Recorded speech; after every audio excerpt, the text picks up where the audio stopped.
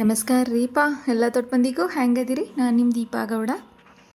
ಇವತ್ತಿನ ದಿನ ರೀ ಮಸ್ತ್ ಪೈಕಿ ಹಾಗಲಕಾಯಿ ಗೊಜ್ಜು ಮಾಡತ್ತನಂತ್ರಿ. ಹೆಂಗೆ ಮಾಡತ್ತನಂತ ಒಂಚೂರು ನೋಡ್ಕೊಂಬರೋನು ನಡೀರಿ.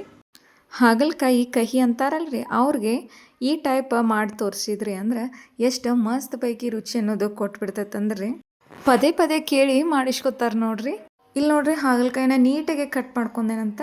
ಇನ್ನು ಅದ್ರ ಒಳಗಿಂದ್ರಿ ಪೂರ್ತಿ ಈ ಬೀಜದ ಭಾಗ ಇರ್ತೈತಲ್ಲ ಅದನ್ನಷ್ಟು ನಾರು ತೆಗೆದುಬಿಡ್ಬೇಕು. ಒಂಥರ ಜಲ್ ಥರ ಬರ್ತೈತ್ರಿ, ಅದನ್ನಷ್ಟು ತೆಗೆದುಬಿಡೋನು. ಯಾಕಂದರೆ ಕಹಿ ಅನ್ನೋದು ಏನು ಸಿಗೋದಿಲ್ಲ. ನೀವು ಆ ಅವಸರ ಮಾಡಿ ಅರ್ಧಂಬರ್ಧ ತೆಗೆದ್ರೆ ಅದ ಕಹಿ ಆಗಿಬಿಡ್ತೈತಿ. ಅದಕ್ಕೆ ನೆನಪಿನಾಗ ಇಟ್ಕೋರಿ, ಅದೇನು ವೈಟಾಗಿ ಬಿಳಿದೇ ಇರ್ತೈತಲ್ಲ ಪದರ, ಅದನ್ನಷ್ಟು ನಾವು ಚಮಚೆ ತೊಗೊಂಡು ಬಾರ ಹಾಕಿ ತೆಗೆದುಬಿಡೋನು. ಇನ್ನು ನೀಟಿಗೆ ಸಣ್ಣಗೆ ಕಟ್ ಮಾಡ್ಕೊಂಡ್ಬಿಡೋಣ್ರಿ. ಯಾಕಂದ್ರೆ ಇದಕ್ಕೆ ನೀರು ಏನು ಸೇರಿಸೋದು ಬೇಡ, ಬರೀ ಹುಂಚಿ ಹುಳಿ ಒಳಗೆ ಮಾಡತ್ತೇನ್ರಿ.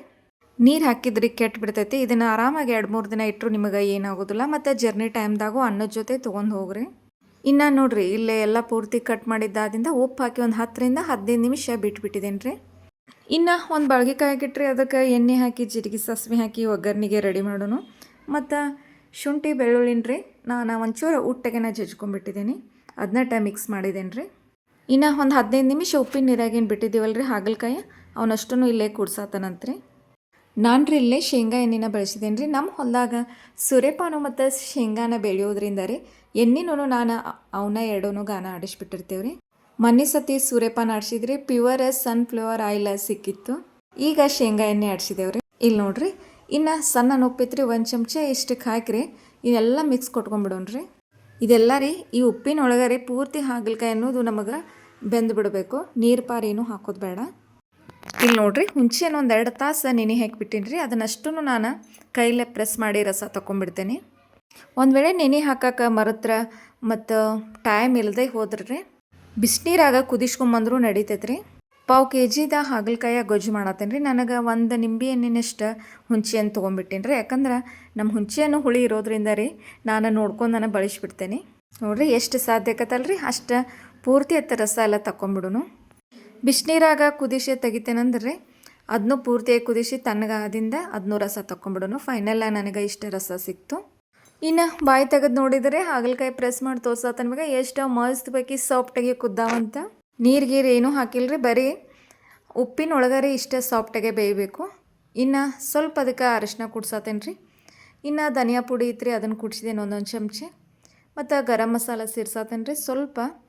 ಇನ್ನು ಹುಂಚೆನ ಎಷ್ಟು ತೊಗೊಂಡಿದ್ದೀವಲ್ಲ ರೀ ಅಷ್ಟು ಸೇಮ್ ಬೆಲ್ಲನೂ ತೊಗೊಂಡ್ಬಿಟ್ಟಿದ್ದೀನಿ. ಮತ್ತು ಗುರೇಳ್ ಪುಡಿ ಸೇರ್ಸತ್ತೇನೆ ರೀ. ನಮ್ಮ ಉತ್ತರ ಕರ್ನಾಟಕದ ಅಡುಗೆಗೆ ರೀ ಗುರೇಳ್ ಪುಡಿ ಇಲ್ದರೆ ಸಮಾಧಾನನ ಅನಿಸೋದಿಲ್ಲ. ಇನ್ನು ಮನೆ ಮಾಡಿದ್ದ ಮಸಾಲೆ ಖಾರ ಐತ್ರಿ, ಅದನ್ನೂ ಸೇರಿಸಿದ್ದೀನಿ. ಖಾರ ಉಪ್ಪು ನೋಡ್ಕೊಂಡು ಹಾಕ್ಕೊಂಬಿಡ್ರಿ. ಇನ್ನು ಹುಂಚಿ ಹುಳಿ ಏನಿತ್ತಲ್ಲ ರೀ ನಂದು ಬರೋಬ್ಬರ 1 ಗ್ಲಾಸ್ನಷ್ಟು ಸಿಕ್ಬಿಟ್ಟಿತ್ತು ರೀ. ಅದನ್ನ ಇಲ್ಲೇ ಕುಡಿಸಿದ್ದೇನೆ ನೋಡಿರಿ. ಇದಕ್ಕೆ ಇನ್ನೇನು ನೀರು ಹಾಕೋದು ಬೇಡ, ಇಷ್ಟರೊಳಗೆ ಬಾಯಿ ಮುಚ್ಚಿ ಇಟ್ಬಿಡೋನು.